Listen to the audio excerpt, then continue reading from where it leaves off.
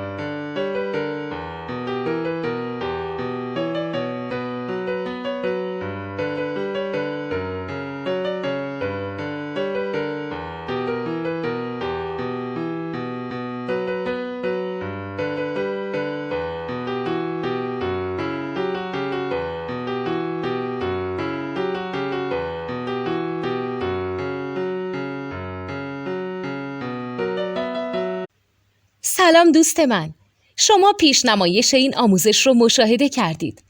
برای دیدن آموزش به صورت کامل میتونید به وبسایت نوت 2 که مرجع آموزش موسیقی هست مراجعه کنید.